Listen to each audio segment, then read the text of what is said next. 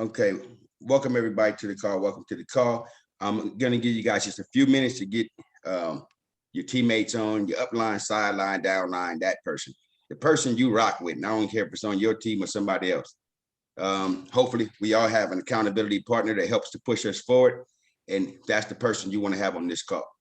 What I'm going to be going over is what I like to call a Noah's Ark build.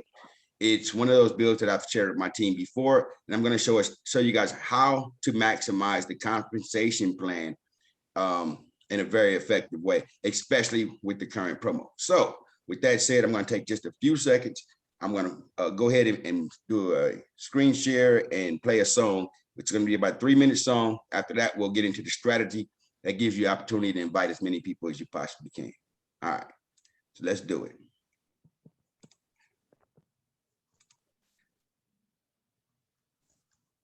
Uh-oh, I'm over here trading.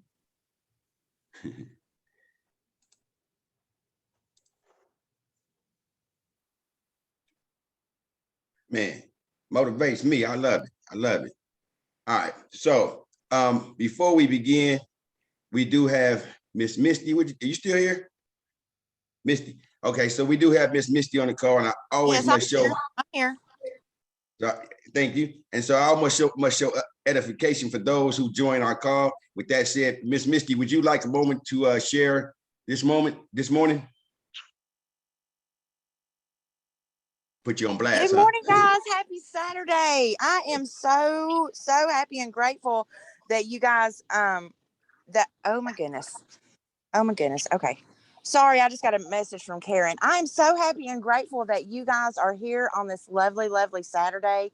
And I'm never going to be able to say this enough. I'm so excited for us and where we are going with this company. And I can't tell you how many times I have prayed to God in gratitude of how grateful I am for such an amazing team that y'all have been so patient working through these glitches. Y'all aren't complaining.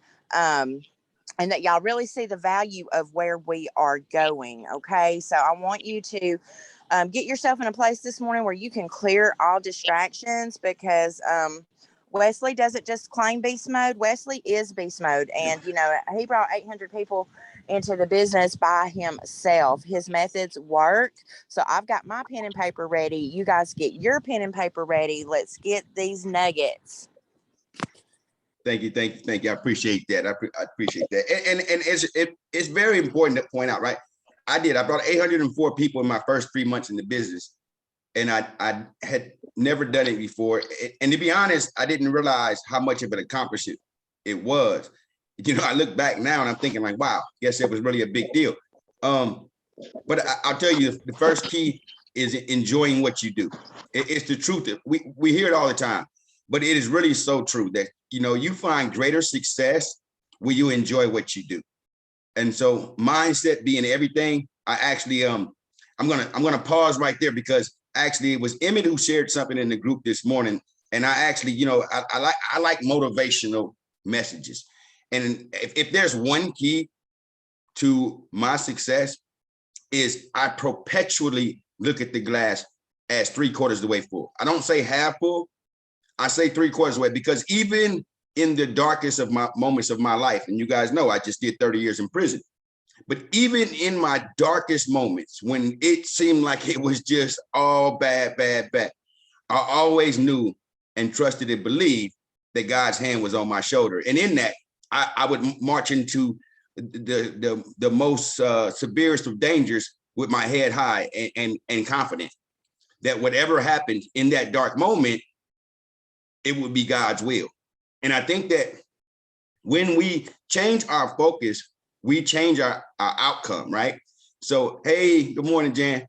So it's very important that we point to ourselves first. You guys always hear me say, it's what's in you that pays you. And too often we find ourselves in a position where we're blaming the upline.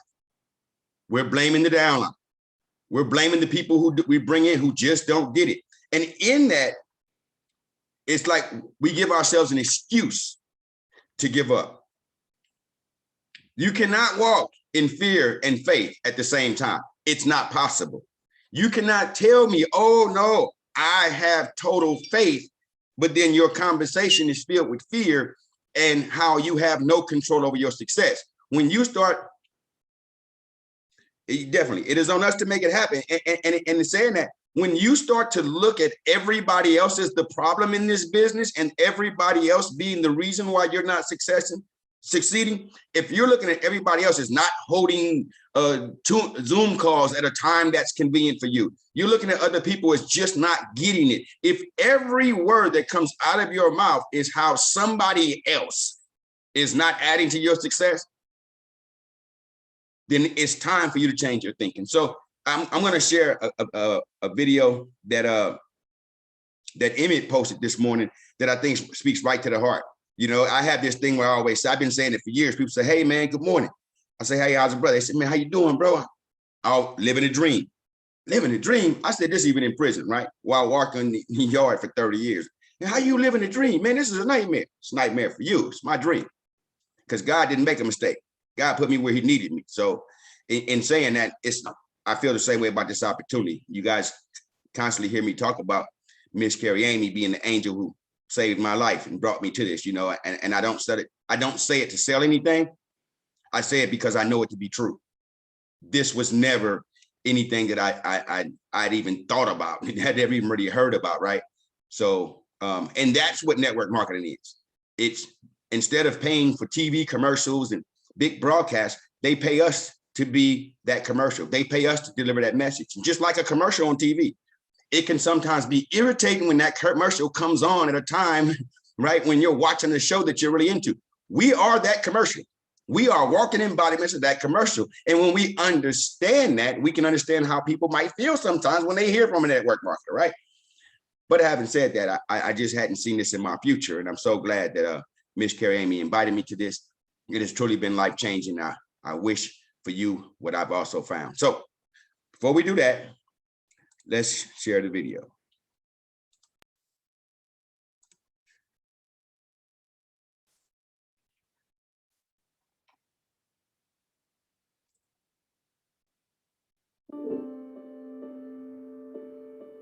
You can either live your dreams or live your fears.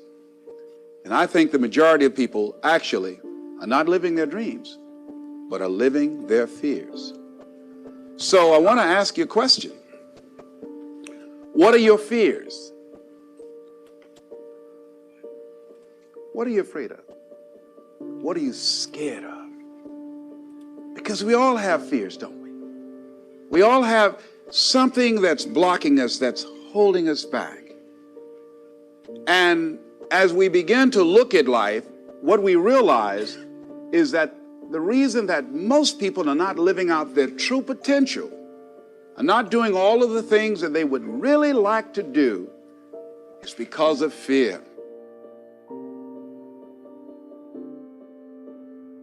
It's okay to be unbalanced for a while.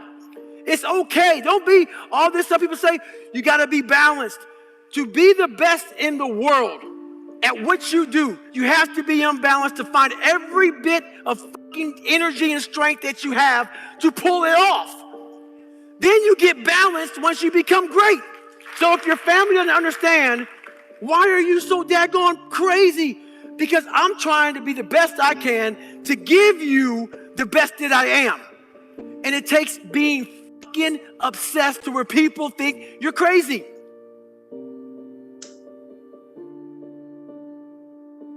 We out of control, y'all.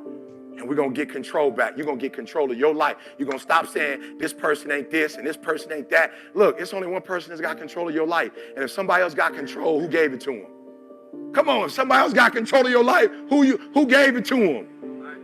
We out of control, spending all kinds of stuff. Like I'm tripping on how many cars you need? How many cars you need? What kind of car you need to go where you're going? Why you need that big old car to go where you're going?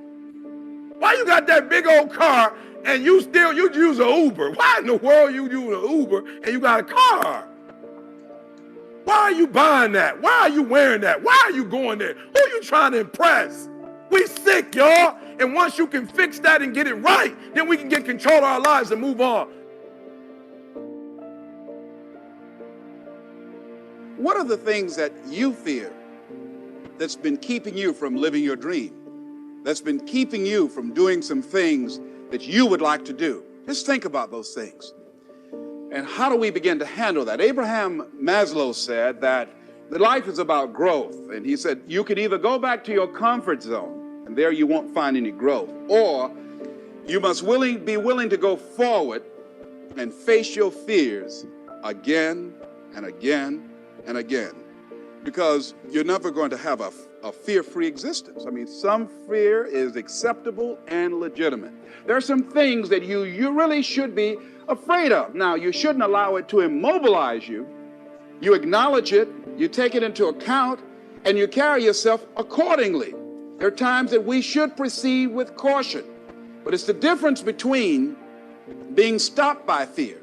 It's the difference between having a fear and the fear having you. So what do? One, acknowledge it, and knowing that it's okay. Don't condemn yourself for being afraid. It's perfectly fine to have some fears. You acknowledge your fears, you embrace those fears, and then you move on. You act on whatever it is that you fear. Because once you embrace it, see, what you resist will persist.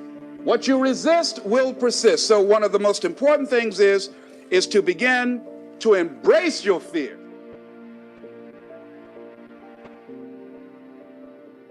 I'm like, I got to get up earlier. I got to work harder. I got to take control. At least in my lifetime, I got to make sure this don't happen to my family. I got to make sure ain't nobody putting them in no cage.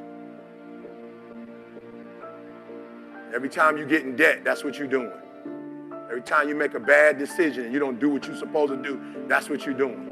And watch me. Today, it's you're obese. Tomorrow, it's a blood clot. Or tomorrow, you can't walk. So you plan today with your health, but 20, 30, 40 years from now, the first one is somebody taking control from you.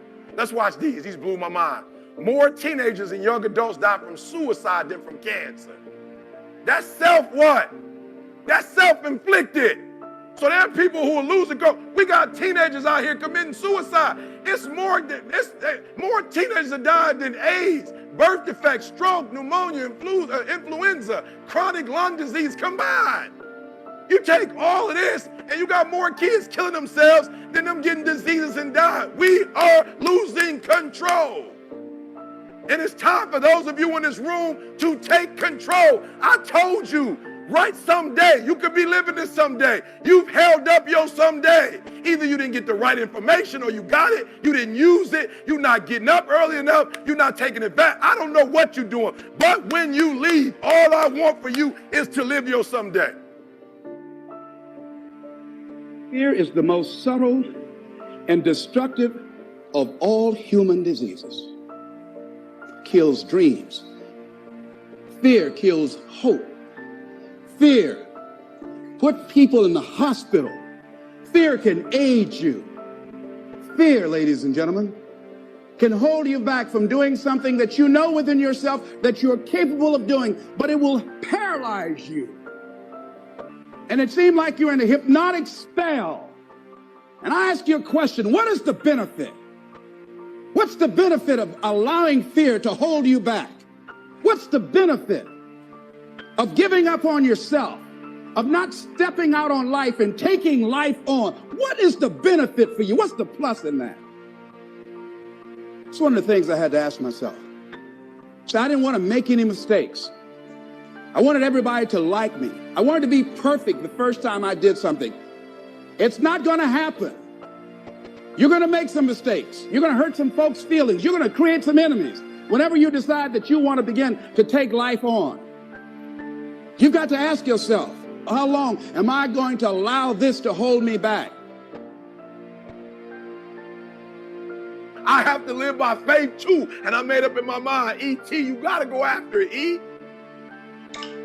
Look, I finished my coursework. It took me 2 years. Why? Because it took me 2 years to get over the fear. It took me 2 years to get over the anxiety. It took me 2 years to finally say, Goliath, here I come. Goliath, you might be taller than me. You might be bigger than me. You might be stronger than me, but I'm coming. And I'd rather die trying. I'd rather die going after this dissertation. I'd rather give everything I got. I'd rather give a year. I'd rather put in work and fail to not try it all.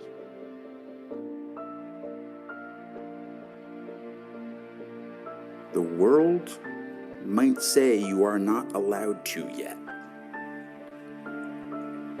I waited a long time out in the world before I gave myself permission to fail. Please, don't even bother asking. Don't bother telling the world you are ready. Show it. Do it. What did Beckett say?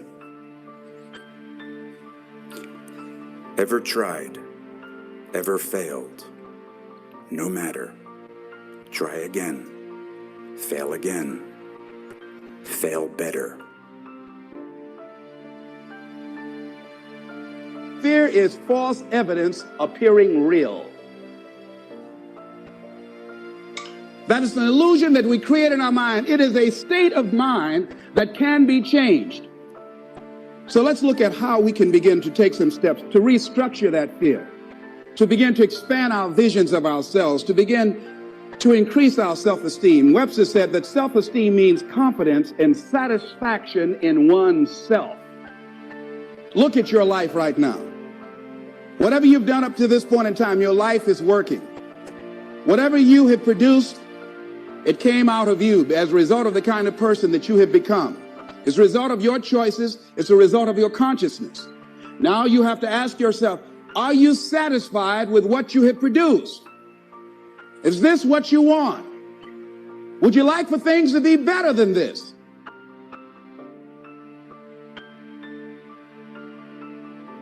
You can do it, guys. And you will never get to your someday if you out of control. You think the 3 o'clock in the morning was just for 3? A part of that was discipline. And I took that transferable skill, discipline in one area, and took it to different areas. We out of control, y'all. And here's the crazy part. All you got to do is look in the mirror. All you got to do is deal with yourself, and then we're going to get to a whole other level. One drink and one turn to two, two turn to three. If you out here and your homie drinking and you can't handle it, just tell your homie I can't hang out with you drink. We losing control. You can't sit here and talk about blowing up financially, but you're losing control in your doggone personal life. I need you to take control over every single area. And we're not going to do it in one day. We're not going to do it in 100 days. We're going to do it one day at a time. And you're going to get control. And when you get control over that one area, you're going to blow up in every area. And then someday going to be your day.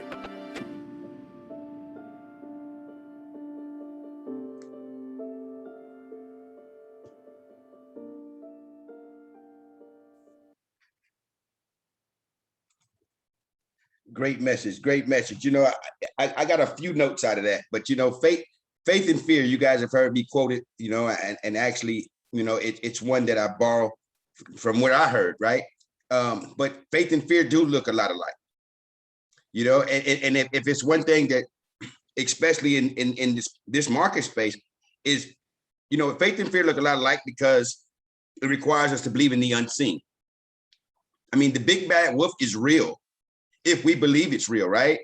And the same thing is true in this market space, is that when we believe it's hard, when we believe it's impossible, when we believe nobody gets it, when we speak that, when we feel that, when we run into that, it becomes true. Because everybody that you talk to, from the moment you begin to declare that, they sense that even when you don't say it, right? It's like they feel a sales pitch coming on and they feel your lack of conviction, because truly your spirit is no longer in it. Your hope has been defeated. And so that's what they pick up on. It's the Tom Sawyer effect, right? We are familiar with Tom Sawyer. They wanted to go down to hang out and swim or whatever, and he sit there and he's painting the fence. Mom making paint the fence. But what did Tom do? When he saw them coming, of course, he could have sat there and felt, woe is me. He could have felt bad and not been able to participate. But what did he do? It's the Tom Sawyer effect. He had so much fun painting the fence that they all stopped and he sat back while they took turns painting the fence for him. right? It's really a message in that. It's really a message in that. I mean, like it was the fact that he appeared to be having so much fun that other people wanted to join him. And that's what this space is all about. People don't join companies, they join people. You know, I'm looking at Keela on here, right? Now, Keela, I hope you don't mind me telling the story, but I remember when she first joined. It was a Zoom call that I had done, and it was the energy that I had showed on that Zoom call that caused her to reach out and try to find a way to join my business. And she's rocked with me ever since. And even though she's had some struggles, and she told me, she says, Wes, I'm joining because of you. She said, I love your message. You see, okay, I didn't even see she wrote in the chat too. Thoughts come into being once you plant seed into your, absolutely, absolutely. And there we are, right? And so, and that's Keela's whose message is just K-Pratt. So, but that's the point. I mean, are you truly somebody I put a post on Facebook and I said, I'm a proud network marketer because we help save and change lives. Do you believe that? Do you believe that network marketers help save and change lives? Because if you don't, then there might be a reason why you're having the struggle that you're having. Because I really feel like when I invite somebody to this opportunity and they don't get it, I honestly feel bad. Especially when I'm talking to people from the old walks of life. You know what I mean? You guys know I did 30 years in prison, gangbanger, drug dealer, did it all, right? And I feel bad when I'm talking to some of the guys and they don't get it. I feel like, man, you know, it's like if I could just show them the way out. Do you feel that when you're talking to people about this? Or you're just trying to get you a downline so you get a paycheck? Because people sense that too. People sense that. There's nothing wrong with using people, but there's definitely something wrong with misusing people. And if you're doing it for selfish reasons, people sense that, right? But I mean, it was another point that he made that when you love yourself, you take control. When you love yourself, you take control. There's a song with Janet Jackson does, and at the end of the song, she says, how empty of me to be so full of you. When you love yourself, it shows up in every aspect of your life. And you guys know what I'm talking about, right? When you truly love yourself, you're no longer comfortable in a bad relationship. All of a sudden, you look in that mirror and you're not afraid of the challenges, right? I mean, you could be in a bad relationship and you're afraid of, you know, what if I leave, where am I going to go? How am I going to pay rent? You know, you have all these fears. But faith and fear look a lot alike. Because when you're sick and tired of being sick and tired, the quote we all like to say, when you're truly sick and tired of being sick and tired, you get in that car and you'll drive off and you'll figure it out. Right? You guys know what I'm talking about. We watch it in a movie all the time. It's the same message, right? Why do writers write so well? Because they embody the essence that's really happening in our own lives. And when a person is really sick and tired of being sick and tired, there are no obstacles which can stop them. They get up and they go. And when they do that, no matter what the struggles, no matter what the obstacles, they love themselves so much more. And you know what usually happens? Look at the movies, right? What usually happens when a person takes that position, they get in, they go to some small little town, they're starting over, they have nothing, and all of a sudden he or she starts to draw that magical love to them. You know what that magical love is drawn to? That person's love for self. It's really true. That's why we love those movies so much, especially the romantic endings, right? Like, wow, she overcame such a bad relationship. Now look at her life. Well, the same thing is true here. It's all about mindset. It's all about what you perceive to be your truth, because whatever you believe to be true is absolute. If this is the hardest thing in the world, you're absolutely right. I promise you, it is hard if that's what you believe. But if you're more like Wesley, who looks at this opportunity as, I mean, literally, I mean, in 3 months, I was earning $1,250 a week. In 4 months, I was earning $2,500 a week. And that's not true of everybody. I get that, you know, but I will say the moment that I saw the compensation plan, I didn't look at the bottom. I didn't think, oh my God, how do I find 3? I looked at the top, and my goal was to try to find 5,000 in 5 months. Literally. And so I feel I failed. right? When I got 800, I'm like, man, I'm behind. I'm running behind. By looking at it that way, those minors try to get 3, try to get 10, try to get 12, try to get 16, it never existed for me. That was never in my mind. It just, I don't even remember looking at those lower levels of the compensation plan. Like literally, I promise you I did. And I didn't know a lot of people, but I knew that I wanted a certain level of success. I knew that this was an opportunity where I could truly be, because nobody knew at that time that I'd been to prison. I didn't tell anybody. But I saw this as an opportunity for me to truly be able to work from home, to really live a better life, and nobody cared about my past. So when I saw it, my why was real. I think a lot of times, we're comfortable, and in our comfort, we're self-defeative. And what I mean by that is some of us, we still got jobs, we got the thing. And so we're comfortable. And so we're trying this little thing to see if this little thing works. And I'm gonna tell you, like I always say, if you're just trying it to see if it works, it's probably not gonna work. Simple. I mean, the magic is here, right? The magic is here. Let's just be honest. I personally have never seen a more comfortable match. You have Forex education, right? Forex is a $7.2 trillion a day industry. Mixed with network marketing, which is the second highest paid profession in America. I mean, like, is there money there? We see it all the time. We see 6-figure earners emerge in 3 to 4 months. We see it. Those people who study, really learn to trade, they're glued in, but all they care about is the trading, they're studying the charts, they're in their back. We see how it's changed their life. So we know it works. It's not a question if it works, right? And then we also see, people who join in, who do the network marketing. They build a downline that changes their lives, and they partner up with other people, and we see that it works. So it's not a question of if it works. The question is, why isn't it working for you? I think, and you guys hear me say this often, though it may disagree with what some other people say. I think we get an analysis paralysis when we start to believe you have to be a product of the product. I personally think that's the wrong message for this industry. That works in other industries, such as cosmetics and so forth, only because, you don't want to sell face cream that you don't use, right? You don't want to be out there selling makeup that you're not using. You don't want to sell a weight loss product that you don't use. So in those markets, in those product-based markets, being a product of the product is definitely an important factor. But in an education space, I personally do not feel that being a product of a product is the way to succeed. How do I defend or justify that? 2 ways. Number one, I have yet to meet the person who walked in the door. Remember, I said walked in the door, doing both, and made it to levels of success at any pace worth attention.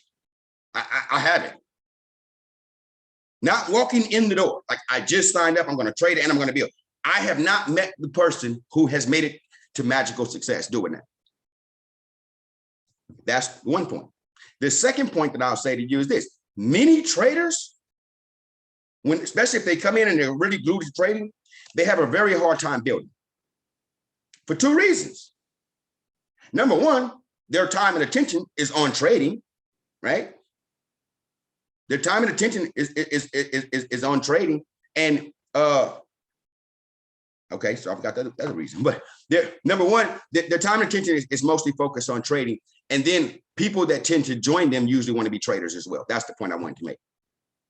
They're drawn to their trading. So being a product of the product does bring people who also want to learn to trade. But any builder, right, can feel a bit overwhelmed being under a trader. Any builder can feel a bit overwhelmed being under a trader. Why is that? Because the trader is usually off doing what traders do. They're off studying their charts. They're off making their money and so forth. And in saying that, that person, that builder, now the trader loves it. Ooh, look at that person beneath me go. Look at that person build me a team. Look at that person get me a rank. Look at that person go, go, go. But the builder is like, where's my upline? When do I get help? Right? And I get those calls. But, you know, most traders, I'll tell you, I've gotten calls from 6- and 7-figure traders that ask me, Wesley, how can I build a team? How do you do it? Because a lot of times when a trader, don't get me, the skill set is magical. It's wonderful. It's life changing. But it's kind of like talking to a guy. Let's use a guy. I always use girls. I'm gonna use a guy. It's kind of like talking to a guy who's going through a breakup, right? Or he's upset with his baby's mother.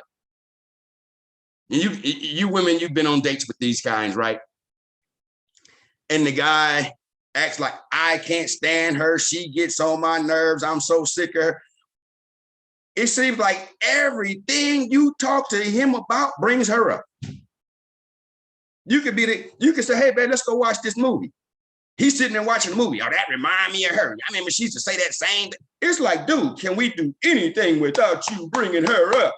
I mean, like, really, right? A dog walks by. I mean, look just like the dog she had. I used to hate that dog. But this is the person he claims that he's over, right? Well, the same kind of thing kind of happens when traders do an invite call. They're so full of the magical parts of trading that they draw more traders to them, right? It becomes a comfortable space for traders to go to. But in saying that, when they get on a closing call, they'll do a three-way. And I've been in those situations. The person on the call could say, hey, I don't have a lot of time. I'm kind of looking for the passive income opportunity. I'm more focused, or they might be coming in with a team. And yet this person who's a trader will still be talking about the magical wonders of trading. But yeah, but I'm gonna tell you, trading is so good. I'm gonna tell you, I made so much money with trade. And I've got several examples within my own team where that's happened. That when people first approached them, all they heard was trading. They had been to several Zoom calls, right? And I can tell you, you guys have heard me tell some of the story. The person just did not want to hear about the trading. But just like that guy who's going through heartbreak, that trader can't talk about anything else. And so because of it, they have a very hard time drawing builders, right? Just as, let's look at the flip side. Builders can have a hard time really drawing traders. You can kind of have a hard time with that because or you'll draw a trader, and I've done this, right? And the trader gets offended once they signed up. Because now, well, I didn't join for all this. I wasn't looking to be trying to build. I didn't want to recruit nobody. That wasn't what I was trying to do. I just want to know how to get to the back office. Where is the trader? They get upset with you because now they feel like they've been recruited, right? So it's water and oil sometimes. So I don't feel that being a product of a product is necessary. And the reason why I say that is really simple. You guys know I'm just now learning to trade. I've been doing this 10 months. I'm just now getting to the position where I'm learning to trade. And yet I've had great success.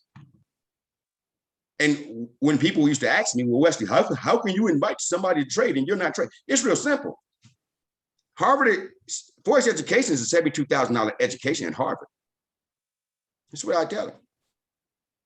My job is to just invite you to Harvard, tell you about the wonderful education platform we have, tell you about the teachers that are in the classroom and how they'll be able to assist you on that journey. My job, just as if I was a recruiter working for Harvard, is to give you the map of the campus so that you can get to the classroom. That's my job. It's not my job to recruit you to come to Harvard, and then when you walk in classroom, I'm in front of the classroom doing all the teaching. I don't need to know everything to share with you the magic of what it is that we do. I know it works. I do believe in it. And as a recruiter, as long as I can believe in the product and I can send you to where you need to be to get the success that you need, that was my main focus. Because for me, it was more important for me that I never work a job again. And in doing that, you know, like I said, I did 30 years in prison. I had a lot of financial concerns coming home. You know, everything from a toothpick to a pair of tennis shoes. I mean, I had to figure it out. And I had multiple lives to take care of. And I didn't need magical days of trading and then days where it didn't work. I needed to first find a sustainable income that I knew I could count on. So my focus was where my focus needed to be for me. right? So in saying that, but now here's this, I'm not a salesman. And I could never share a product that I didn't believe in. You know, that's not something Westy's going to do. But people know that about me too. You get my energy, you know I'm real, you know I'm raw. So when I tell you it's a great education platform and it's life changing, I mean, people don't join people. I mean, don't join companies, they join people. And when you can trust and believe that, and you know I can get you the information and put you in front of the people who can teach you to trade, Westy doesn't need to do everything. So I tell people all the time, choose a lane. Please choose a lane. Whatever your lane is, whether it's trading, right? And you guys have heard me say, traders pay, builders get paid. So if you're coming in to trade, right, then do yourself the favor. Do yourself the favor. Rationalize coming in that your bill is going to be roughly $300 a month, right? And let's do 12 months,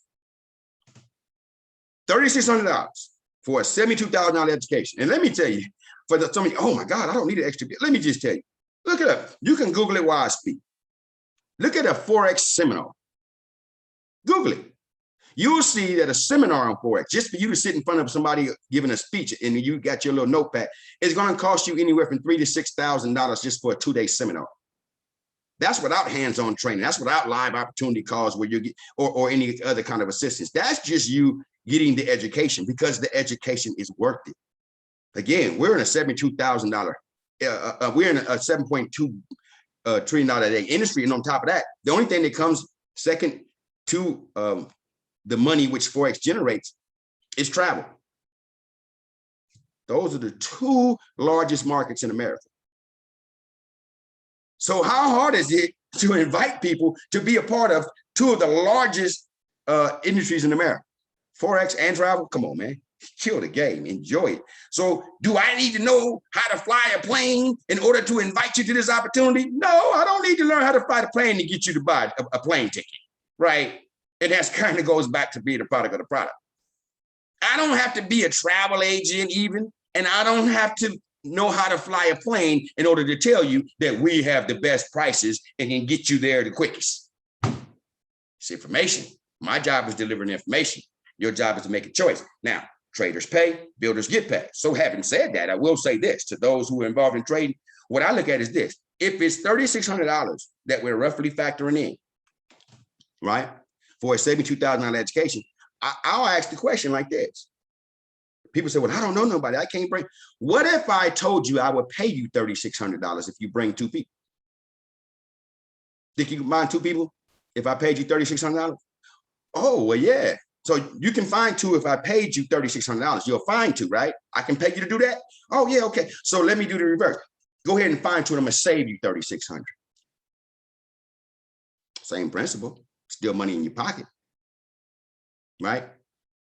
And you say, well, Wesley, I'm around a bunch of builders and I really want to learn to trade. Check this out. What happened when you went to school? What did you do when you went to school? Did you know everybody in the classroom? I mean, you were engaged, hopefully. You knew your classmates, right? But you only had 1 or 2 who you studied with. I call them a study buddy. Why not get you a couple of study buddies, sign them up, saves you $3,600. Now you got a couple of study buddies who goes over the charts with you, who are on those calls with you, who you can call in the middle of the night and ask questions of. Create your own circle of success instead of waiting for somebody else to create it for you. And then you'll find it to be very easy to do. Emmett, I see your hand up. I want to take your hand, bro. What you got?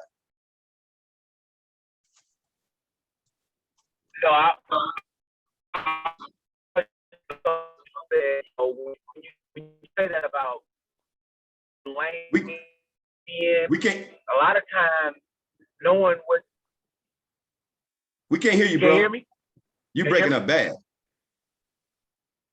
You're breaking up bad on my end. And is that for everybody else too? Because I am riding to a bad location, so it might be it. That's a little better. Go ahead. So I just want to speak upon like how you say understanding and knowing, you know, where you at and what you want to do. That became a very important part for me to have to understand. I I came in the game because I wanted to be a trader. Actually, I came in the game because somebody told me they wanted to be in the game, but it was on a building aspect. But I was trying to do both, learn how to trade. But where I was at mentally, I couldn't learn the charts and numbers and ups and downs and lines. But what I did know is how to bring people to the understanding. So when you talk about knowing which side to be on, when I do a three-way call, a lot of times I like for the person to call me ahead of time and let me find out where they're at. But the main point that I do when I get them on the phone, I ask them what's more important to them. And I figure out which way to angle my conversation. If you angle your conversation, if you're talking to somebody that want to trade, and I had a girl who came in and she said she wanted to trade. But when I told her about the benefits of building, she's like, oh, I want to do that. So, understanding your lane or what you want to do, that's a very important thing. So when people call me and ask me to do three-way calls, and I've been able to, do a few of them, I don't know how great successful, but they love the way I presented it to them. When I find out what the person's opposition is, one guy said he had no time. I said, we do an hour call. Can you spare it out? He was like, yeah. So, he's a barber. He's in the shop around people. Oh, can you talk to people about what you're doing? So it everything that you said, it just makes sense to me. And for me, I'm so glad that I was able to be a part of what we're doing here and start to get an understanding. Everything that we're doing right now is powerful. It's going to change people's lives. It's changing mine, whether or not. And you said something earlier that really hit me. Knowing how you express yourself and who you are and what you want. You could be having the show, you're having the greatest time of your life, but really you could be struggling. No one really knows. But if you draw and attract people by your essence, no one in this world would think that I suffer from depression. No one in this world that knows me, because I don't go out, out in the public. I might tell it now because it's part of my story. But when I tell people I suffer from depression, I'm on medication, they're like, no, not you, not the way you act. I'm like, stuff happens. I went through a life-changing moment, 31 years with the same person. That's 3/4 of my life. That's 3/4 full, bro. So I just, it's not no easy get over and be done with it stuff. And when you talking about, and that's relationships. Ever since I've been separated from my wife, I'm talking about title. I'm talking about Carla. I'm not talking about my rest of, moving on. I'm still talking about her. And I've blown plenty of opportunities with women because I couldn't stop talking about her. Know what we're on, know the path that you're on, fixate on, like I'm going right now to go kick with somebody. I'm not going to talk about nothing else but just trading. I mean, the opportunity of what I'm doing, but I'm not going to, spit all over everything else. I have to stay focused, and that's the important part. So I had to tie into that real quick because like you said, you have to attract what you want. I want to attract people that are high spirit, people that are ready to go, ready to, be lively. I might be an older guy, I'm not that old, but I'm not gonna sit around and be like, oh, I'm too old. I was 40 years old before I started losing weight.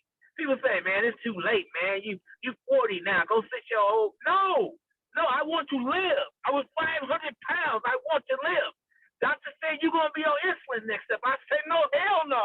Sorry, excuse my language. But that's just how, when you get to a point where you're sick and tired and you're tired of living, this is a no-fail zone for me. I have to do this because guess what? I don't have anything else. I haven't worked all my life. I've been in the streets. I've been holding my own business. I ain't got no 401k, so I got to make my 401k right now, and that's what I'm going to do. And that's that. So that's all I want to share. I appreciate you for letting me, get in. Absolutely. And I like where you ended though, because that's how I felt too when I came home. Like I'm too old to go find some job and start some career and work up to where I finally retire and have a 401k. I'm too old for that. Like, so. I mean, you want to be old as hell? We'll be working at Walmart when we 90. Yeah, welcome to Walmart. No, right. I'm not doing it. So, so that was my mindset when I joined the opportunity. And in saying that, right, it goes back to the fact, the comfort zone. Some people are holding on to what they have because they're afraid to move away, like holding on to a bad relationship. They're afraid that I got too many kids by this person, or yeah, like I've been with this person for so long, nobody else is gonna love me, and nobody else is gonna, so they hold on to what they have because it becomes comfortable. Same thing with a job, right? Well, I'm not letting go of my job because I know I got my 401k, I got my pension coming in 8 years. And so we hold on to what we have. And in doing so, we're afraid to move forward. Faith and fear, right? And, there's a quote that I remember when I very first got arrested. Now it was in a negative mind state. But I remember the quote when I first saw it. I had just gotten arrested. I was looking at a bunch of time, looking at 5 life sentences and some other crazy stuff. And I thought there was a quote. It says, it is better to have died while daring greatly to succeed than never to have tried at all. And in my mind, it's better to have died while daring greatly to succeed than to never have tried at all. In my mind, bank robberies and all the stuff that I did, I felt that, well, I gave it a shot. You know what I mean? Life is over, but I gave it a shot. It was a very bad place to be and to use that quote. But I think the quote applies here. I mean, people come, they sign up, they're here for a week or two, they disappear, they never tune in. They don't get a life change. That's the person who runs around and tells the world how much of a scam it is and how it just takes advantage of people and da. They pay subscriptions for 2 or 3 months and it doesn't work. But like I know, it didn't work for them because it never got into them. It works. We see it. It works. It's producing 6-figure incomes everywhere. So it's not the product that doesn't work. The product works. It's right? the people that don't work. It's the people that don't work. But if you haven't changed yourself, well, you haven't made room for it to work. It's like being in a relationship. You're in a new relationship. You say, well, all dudes are the same. You left one bad relationship, now you're in another relationship. See, the fact is, marriage works. Relationships work. People do make it work. And if you keep having bad men or deadbeat baby dads or whatever the case, at some point you got to take ownership and say, hey, man, maybe my selection process is just a bit off, right? Because that's the only part you can control is you. You can't go around the world blaming everybody at your feet. But anyway, that's a whole nother conversation. The point of the matter is, I will get to a couple of points and I want to share with you guys this Noah's Ark build. So, well, I'll talk about the Noah's Ark build first, and then I'll drop a few jewels on how to effectively use different invite strategies, which I've shared with the team, and which personally, I know they work, right? So the Noah's Ark build, let's talk about that, right? So you guys know that right now you have the option of being 2 and free. So in saying that, especially if you're bringing in large teams, you want to structure people. I always try when I'm recruiting, I'm talking to a team. It's not just placing people. It's, and so there's the emotional build, I call it. The emotional build is when you start building for yourself, for your family, for your kid. You're doing everything you can to keep yourself from having to pay an extra subscription, right? That is what I call an emotional build. You are not thinking about the success of yourself, nor are you looking at the success of your team or the people above you, especially the people beneath you. Why? Because I don't want to pay a subscription, so I'm going to put John Paul over here. And when you do that, you are not structuring yourself for success. Why? It may feel good in the moment, but let me tell you, one of the reasons I was able to bring in 800 people in 4 months, and let me be honest, at that moment that I did it, in 3 months, I brought in 804 people in 3 months. And at the time that I did it, nobody understood. Why was I only making $12.50? They would always ask me that question. If you got 800 something people, why are you only making $12.50, right? Because it only required 100, 100, and then 50. It only required 250 people, right? In order to make that rank. So why do you have 800 and you're only making 12? And the reason why is because I never built for me. I didn't place people in the legs that were going to get me to the next rank.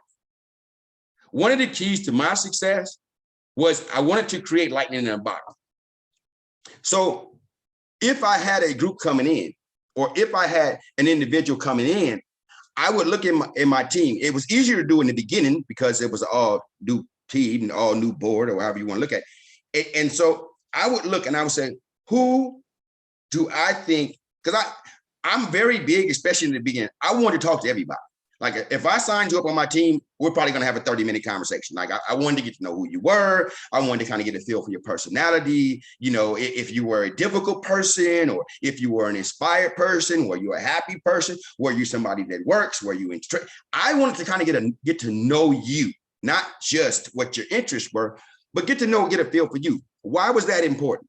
It's a little harder to do as the team gets bigger, but that was very important to me in the beginning. Plus, I had a lot more time in the beginning, and you only got 5, 6 people. You can do that kind of stuff, right? I might talk to you 3 or 4 times a week, but your team gets bigger, you know, you don't have as much time. But having said that, is whenever I sign somebody up, I would then try to match the personality of the new person coming in, right? Because I knew that, for instance, I'll use Misty as an example. Having got a chance to know her personality and know, you know, what her interests are, it would be easier for me when I had this new sign up. As I look around, I say, okay, you know what? This person would get along good with Misty, and Misty would appreciate the favor, right? So oftentimes I'm looking to see where I can place that person, who's going to make a rank, but that would not be my final conclusion, right? Because if I put that person, let's say under John, so that John could make a rank. Now, John might be happy. Hey man, good looking out, dog. But this new person, I'm going to create a name. So I hope I ain't using no names that offend people, but I'm going to, let me see. Okay. I'm going to use Markham. All right. Markham. So I wouldn't just place Markham in John's business just to get John a rank. Especially if I knew John was the kind of person who's more into trading, not around much, hardly ever tunes in. There were times when I would do it hoping to spark John, right? But what I found in doing that was that I would cause Markham to feel overwhelmed, because he would join, he'd be fired up, but now he didn't have an upline that he could communicate with. So a lot of times I'm on the phone with Markham now. So I made more work for myself, and usually Markham now is a part of a team that's not really tuned in. He tends to disappear. I learned that. I also learned that I had to be careful about mixing the water, the oil and water, right? Mixing traders with builders. My first inclination when I first began was, if I had a person who was mostly involved in trading, then I would want to play somebody, because, you know, I like her or him, and, you know, she or he is trying to save money. Wesley, I need just one more person so I don't have to pay this much. Can you help me one person? And I found myself trying to do that, right? Or somebody who's I'm too busy, man, I ain't got no time, man, but if you can get some money, man, I sure would appreciate it. And so what I found when I did that kind of stuff, again, is I did the new person a disfavor. I left this new person feeling overwhelmed, and usually they would go inactive. See, so as I quickly caught on to that, and as I used the strategies of inspiring lightning in the bottle, I'm gonna tell you what happened. I was finally starting to understand these strategies, and I started to use these strategies, and it was like on my right leg. My right leg went crazy. I would look over there and it would be 10, 15 people added a day. I'm like, what are they doing over there? But they were working as a team. They had the lightning in the bottle effect.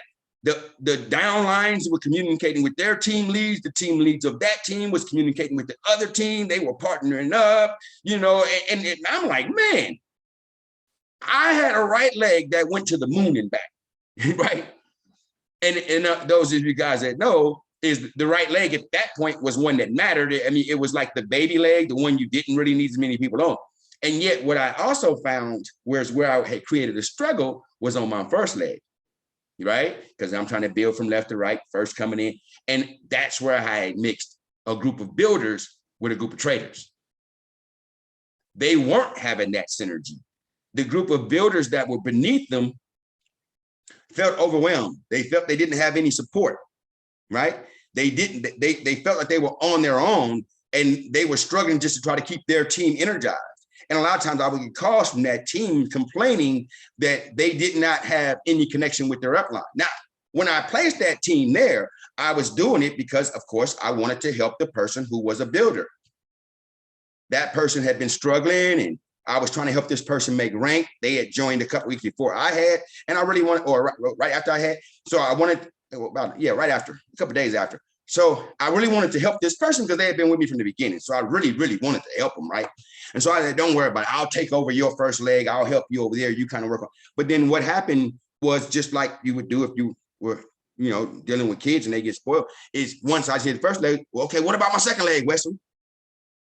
Remember, this person was more into trading and so had a real hard time recruiting. And so at some point, it got to the point to where I realized that I was building this person's entire organization and I was using builders to do it.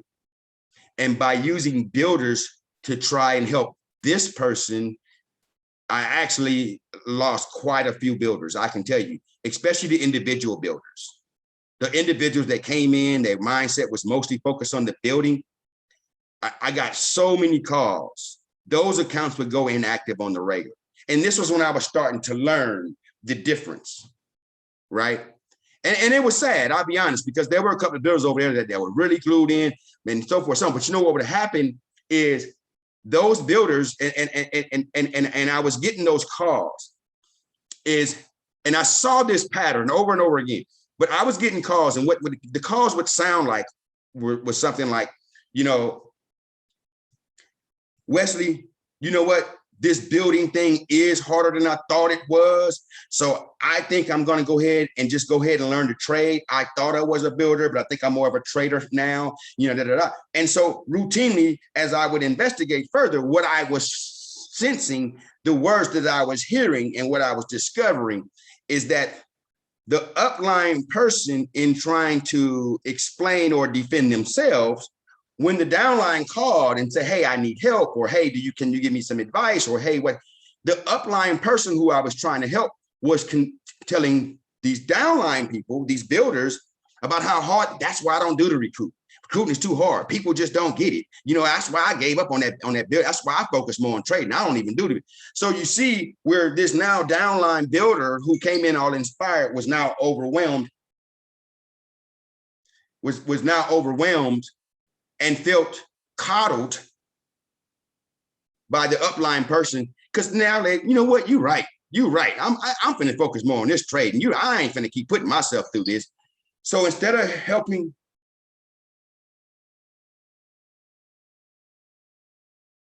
that new builder to be inspired and learn strategies for how to build, the upline person was comforting them in their struggle, right? And just saying, yeah, that's right. It's too hard. I wouldn't do it either.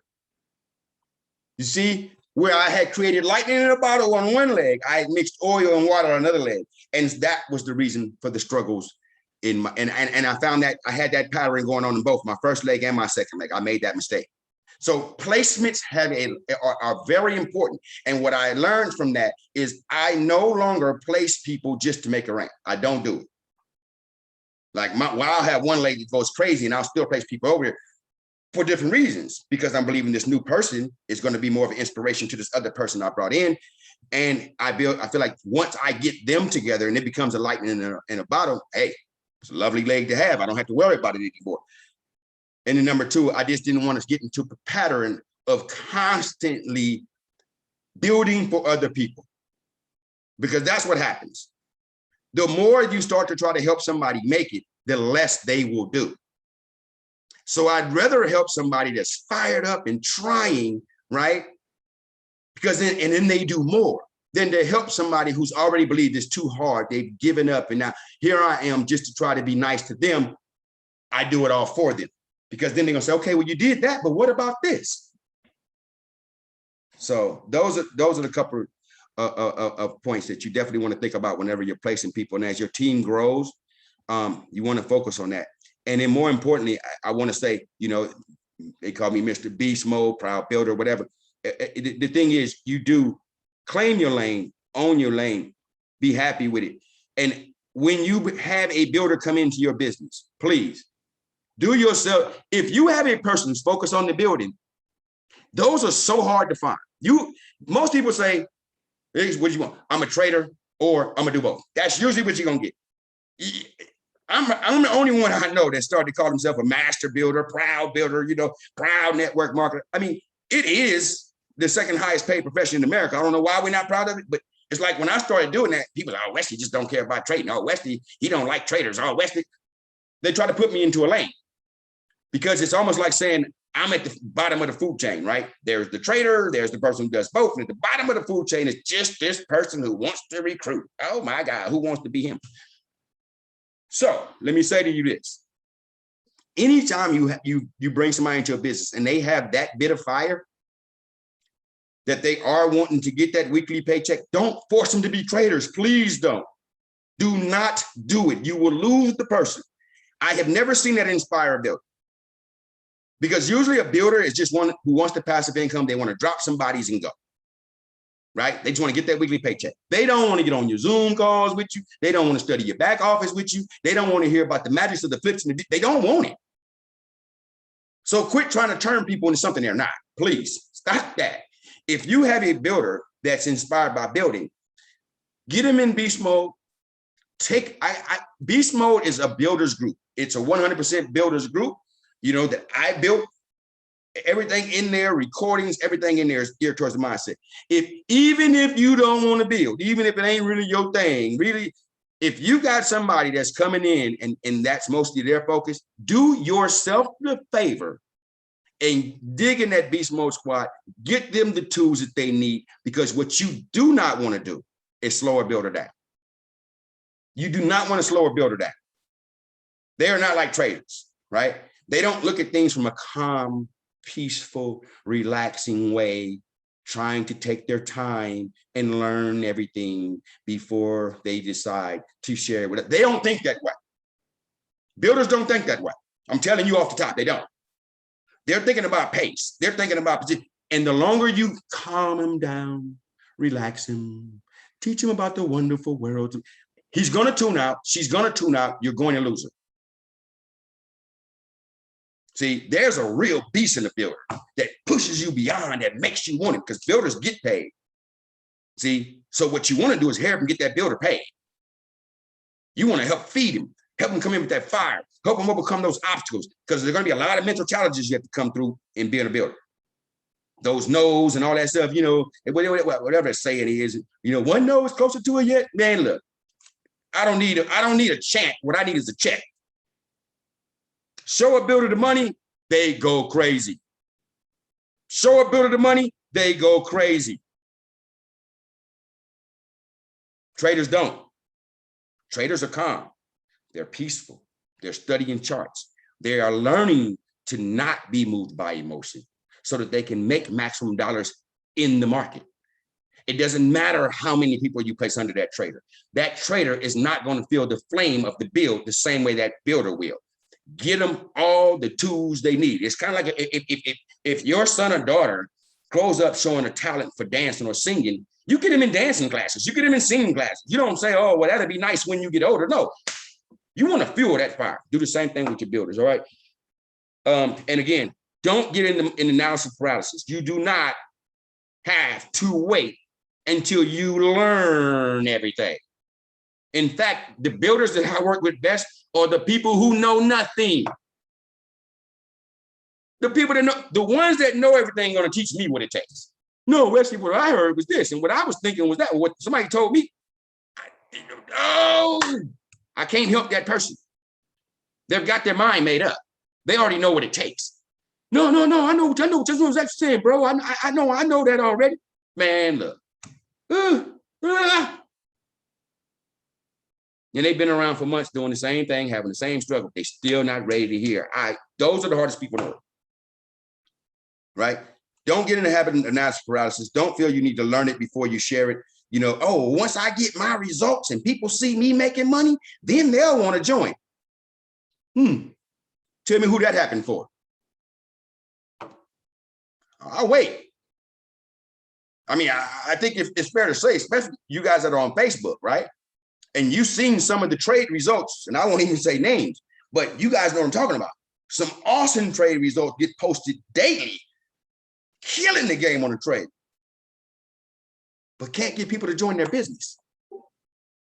So if the magic sauce was making 6 and 7 figures trading, and then the downline would grow, then it would seem only traders would have downlines. And dummies like me or builders, blind builders wouldn't. It's just not the way things work. It's just not the way things work. People join people, right? Inspire your builders. All right. So I'm gonna zoom past this because I do want to get to the Noah's Ark build. So with the Noah's Ark build is 2x2. Use it as an effective strategy when you're bringing in a team. You do want to inspire people above them to be builders. But if you do the 2x2 builds, right? And I've been doing quite a few numbers this morning. And you want to kind of do this fast because of the current promo. See, I actually wrote it out because I was explaining.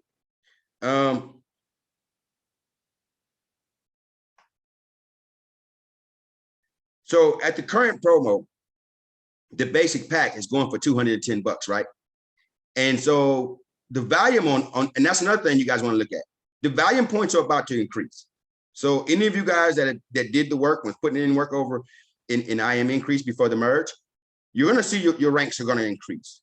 We had to struggle a little bit. We made sacrifices for our volume points. And so you guys saw some inconsistencies. You was wondering why this person didn't get that many points. Well, here's this. Everybody that comes in at the basic pack, remember when we increased, they only counted as 100 volume points, right? Well, now that person coming in at a basic pack counts as 150 volume points. If we're talking people, they count as 1.5 people. So you're going to be adding 50 points for everybody that has the basic pack, right? That's coming in. And a lot of us know about, when we're doing the promo, that the visionary packets were going for 150 volume points. And in some cases with an upgrade, they were actually counted as only 75 volume points and so forth. So on. We had some inconsistencies there, right? Well, guess what? Now, all of those accounts that played visionary, as they maintain their subscriptions, they're going to count as 195 points. So you're basically adding a 45% of a person there, if we're talking people.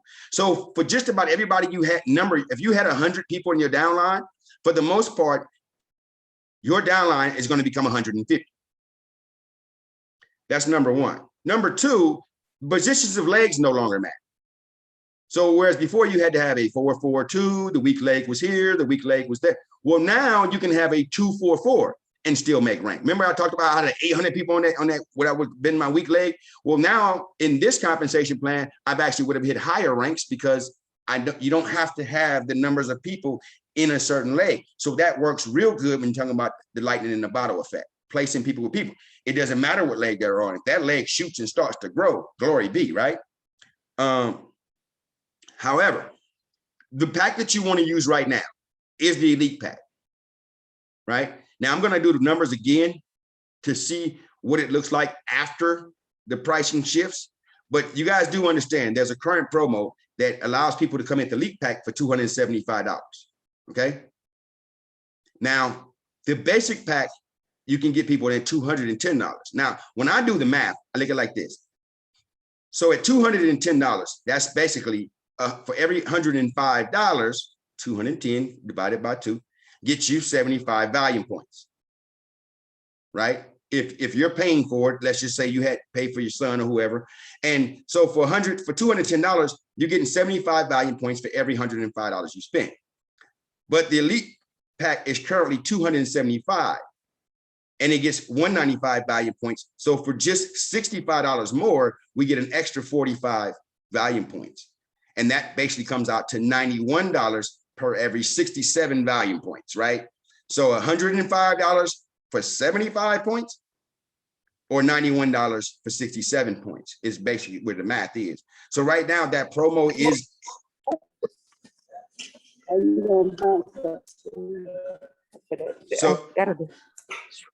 So right now the bigger pack is the way to go.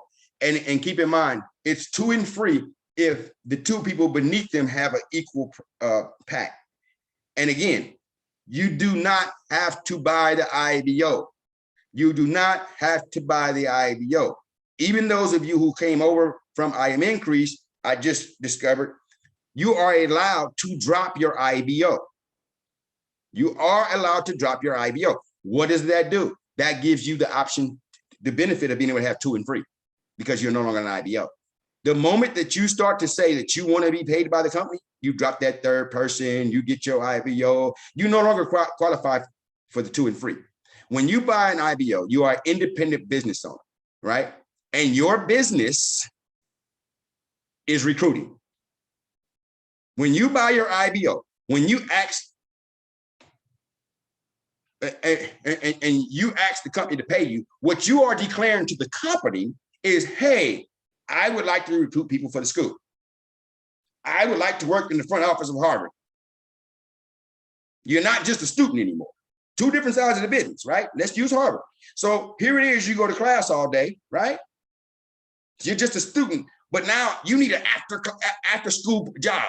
So they say, okay, well, after you get out of class, if you want to come over here, we'll pay you to be a recruiter for the school. 2 different things. So the moment that you decide that you're going to come over here and work in the front office after class, you can't just sit there and do homework.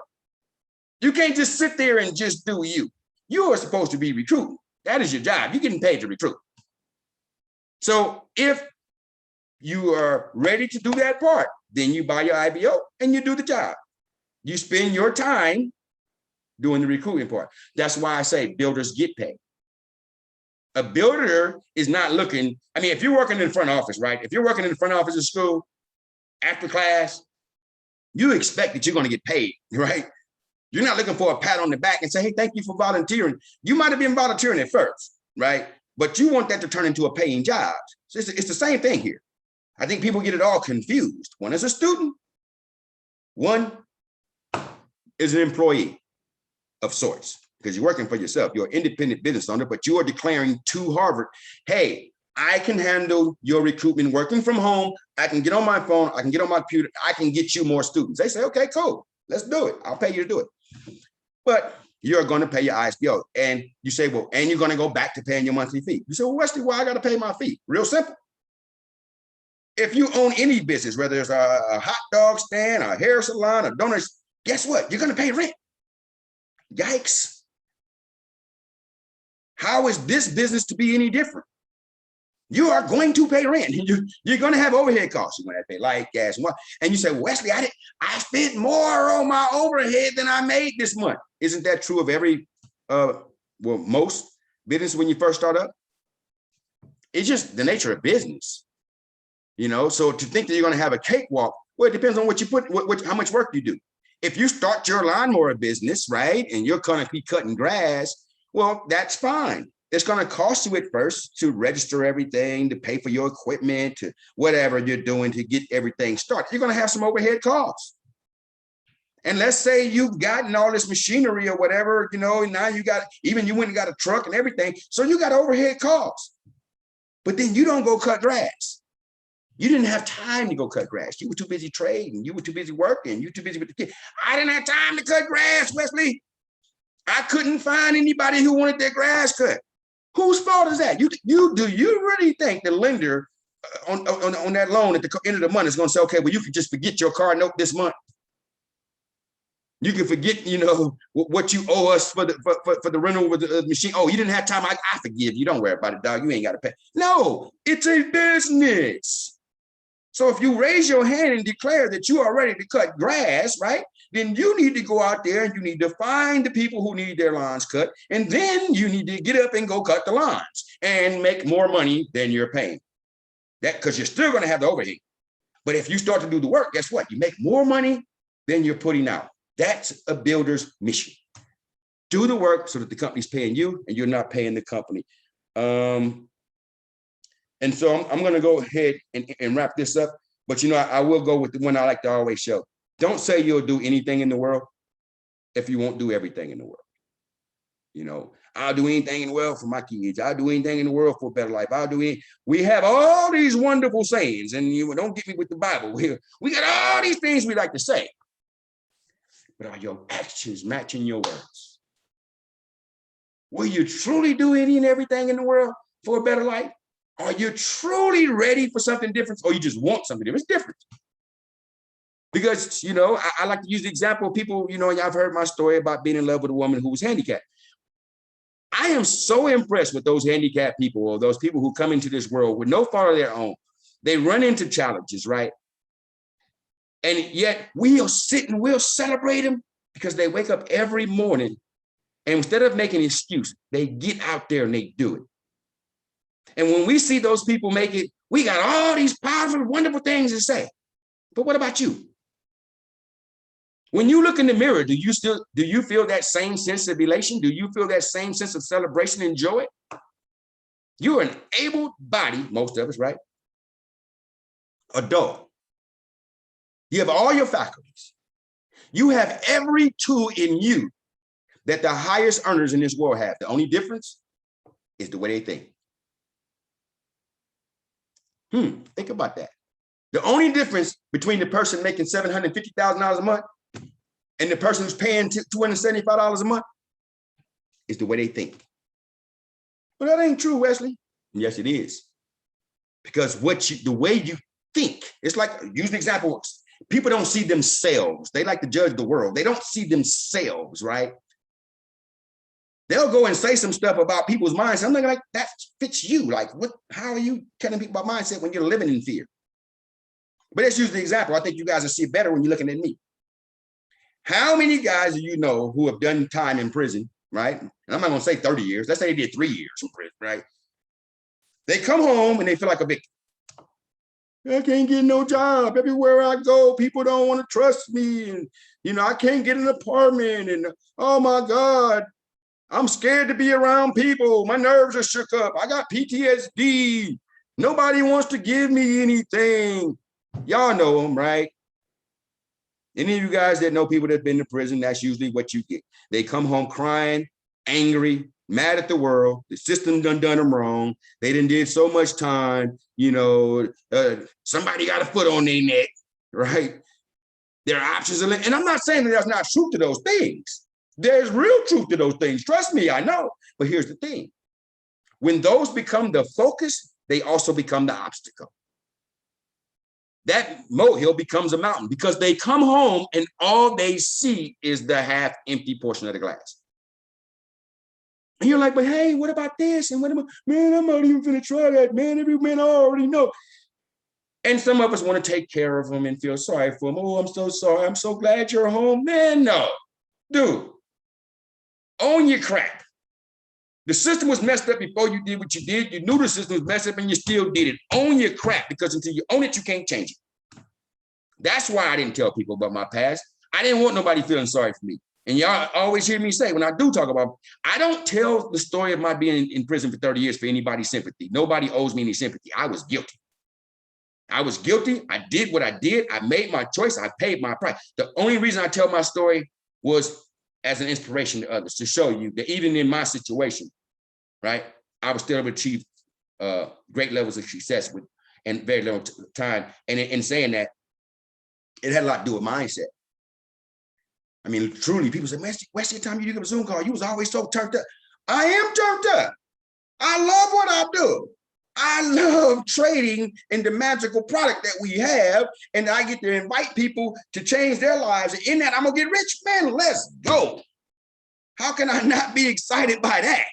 I mean, if you don't feel that excited, that might be a reason why you're struggling. I mean, this is beautiful to me. This is the best thing ever happened in my life. To be surrounded by great people with positive mindsets and all making money. And then I get to invite other people to the opportunity to be a part of what I call the church about money, right? And change their lives as well. And they're gonna pay me to do it. Man, I would have told people about Forex anyway. Once I discovered what it was and how easy it was to change lives, I would have been telling people about Forex anyway. Just like you tell your girlfriend about that hair salon you went to, or you tell your homeboy about them tennis shoes you got at a cool price. You telling them anyway. Ain't nobody paying you nothing. So that's what I got. I know it took a little long today, but I was a little fired up and wanted to share a few things. So we'll go ahead. Any questions before we go ahead and end it? But please, I tell you, mindset is everything. What's in you is what pays you. What's in you is what pays you. What's in you is what pays you. It's not your upline, your sideline, your downline, your friends and your family. And quit inviting people. Your friends and family, I don't go with that mindset. I just think that's the wrong way, especially first coming in. People that think they know you're going to be the first ones to challenge you. They talk to you worse than anybody else will, right? So anything else? Any questions before we go?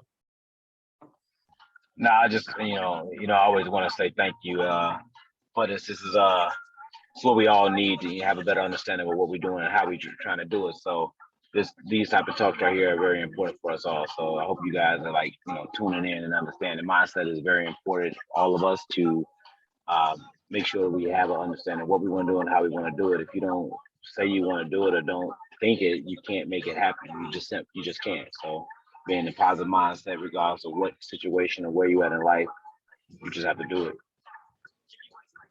Thank you, bro. And so use the Noah's Ark build. What I mean by that, I want to clarify that. You want to build 2 by 2 by 2, right? Even if you have to build it down one leg and it goes 16 deep, don't be in a rush. Use the 2 by 2. Use that in your first leg, your second leg, right? And then that way, when you do start to work on your third leg and you do have that subscription cost that triggers in, if you do it early enough in the week, you have a full week to continue building out that third leg, which now you don't have a subscription, the company begins to pay you. I want to highlight again, do not do an emotional build. Don't build for yourself. Don't build to save yourself money. Don't build just to get yourself a rank. Build for the person who you are bringing in, not the person who you already have on your team. What do I mean by that? Not to say the person you have on your team is bad. What I'm saying is they are who they are. So your goal is to push this new person with somebody who can relate to them, who's going to be that lightning in the bottle. So if you have a builder who's been waiting for some help, great, place that person on the builder. But if you're building for the new person and placing that new person in a position where they can succeed, then what you'll find is you'll create a fraternity of success, because now they have each other. And in some cases, they don't even need you no more. They're not even calling you no more. Like, you don't even, they got their own thing growing. They got their own fire burning. And that's a lovely place to be, right? If we're using the kid analogy, it's like having a kid and you raise him and he gets out there and he's taking care of himself. He's paying his own bills. He's got a good job. And you say, I'm so proud of him. Look at him go, right? It's the same thing. When you put people in positions of success, you'll watch them succeed. Build for the new person. Don't build for self. Because when you build for self, although you might be saving yourself money in the short term, you're going to give yourself more work to do in the long term. And a lot of times we'll say, well, I'm going to build for my son because I know he'll get it eventually. That's us doing what we've always done, trying to spoil the people we love. Because I can tell you like this, I have yet to see the time when a person has done that, really built for their loved one, and their loved one tuned in and got inspired. Usually the loved one's like, okay, well, how much I'm making? Right? And you sign yourself, now you're doing the whole thing for him and her and whoever else, right? Now, I do say you want to create, stop being an enabler, please. And it's when we're spoiling people, right? I just love him so much. I just want him to see it. Yeah, well, he ain't gonna see what you're doing all that for him. He ain't see it. That's why he's struggling now. He's 50 years old, still living at your house because he still ain't saw it, right? He never saw it. You got to push him out there sometimes. And that's the difference between a man and a woman. Sometimes we throw him off a cliff. Dude, fly. If he fall and hurt his knee a little bit, and man, why you throw me off the cliff? Man, get up and throw you again. Come on, let's go. You know what I mean? I ain't finna come out and rub you. Oh, my bad. I didn't mean to throw. Man, get up. Let's go. I mean, I'm like a drill sergeant in the military. Sometimes you got to push them beyond what they think their limits are in order to find their true strengths. But I want to say this. I am very big on multiple accounts. The multiple account strategy, some of you guys have heard it before. And builders understand this. Having multiple accounts gives yourself multiple positions of earning. But when you create multiple accounts, understand you also create multiple responsibilities. But what do I mean by that?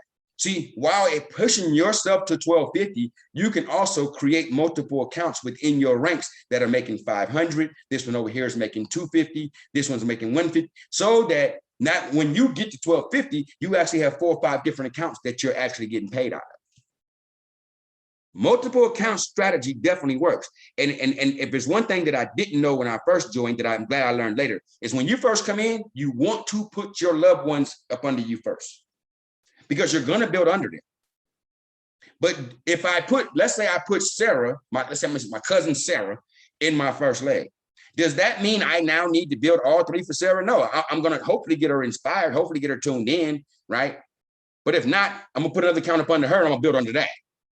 Or if I'm going to do the work, then you best believe I'll take a corporation and I'll throw it there. Now I'm building for that corporation, but I also understand I have that responsibility of anybody I bring under that leg. You follow what I'm saying? But what happens? Remember, if I need, let's say 100 in that leg and I start layering them down, I'm going to build for that secondary account. So the secondary account, my corporation, is going to become my main focus. What I mean by that? That means I need to get, say, 32, 32, 16 for that account. I'm not so focused on my main account just yet. I'm building to try and create, you create multiple accounts by when you just create another account. You go in, purchase another account, pay for it, and drop it in there. So like you do with your family and friends, right? Go in with a corporation, register a corporation, drop it in there. But as I build 32, 32, 16, guess what I've also done? I've created 80 for that first leg. You see what I'm doing? It's a little more work, but it's a lot more pay. It's definitely worth the work, especially if you can find 2 or 3 people who got that fire. And it's hard to find people that are really, really fired up. I mean, for me, honestly, it's more of a struggle if I bring a person in there and they're more focused on the trading, because guess what happens? If I put a trader under my corporation, then I might as well not have anybody under it, because I'm going to have to build under that person now. I just have to, because that person is not going to grow that leg. I understand it. So you want to connect the flames by, you know, and it's more work, but it's a lot more pay. I've done it effectively. And but at the end of the day, well, I was saying, but so when you and I understand, a trader tends not to think about what goes on above them so much. They only think about what happens beneath them. It's what's paying them. You know what I mean? So it's a different mindset shift. But what will work is you will find a sustainable group of traders, especially with the 2x2 build, the Noah's Ark build. You will find, you might get 10 of them, like, you know what I mean? And it happens where those 10 kind of join hands, they focus together, they study together. So those accounts will get paid and they have a sense of stability in that leg, right? So, and that's always a good thing. But I think if it's one thing that I like to always point out is I hate the negativity that you sometimes sense or hear, where the traders, you know, look down on the builders, or the builders have this discontent with the traders. Here's the truth, man. The only reason a trader can get a discounted education is because of the builders. The more people they bring in, the more money the company makes, the less they have to charge for the product, which is trading. But look at the flip side. The only reason a builder can be successful is because they have a wonderful product to share. If Forex education did not work, did not change lives, did not make people a bunch of money, then you would be a salesman trying to sell something that makes no sense. And so you probably wouldn't have success. It is a beautiful, they are beautiful bed brothers and a great space to be in when we understand the value of both and we work together, right? Because traders need the builders, builders need the traders. Together, we're in a wonderful spot. How do we take over inactive accounts? The only way you can take over an inactive account is that you would have to have the login information. If you have the login information, you can contact support and switch out the information, but that would be you. They would have to contact them through the email they originally signed up with, and then have support switch out the information. But you can always build beneath an inactive account as well. But and I've had that happen. Oh my God, I'll tell y'all a real quick story. When I first joined, I was trying to inspire somebody who I knew was a pretty big networking type guy.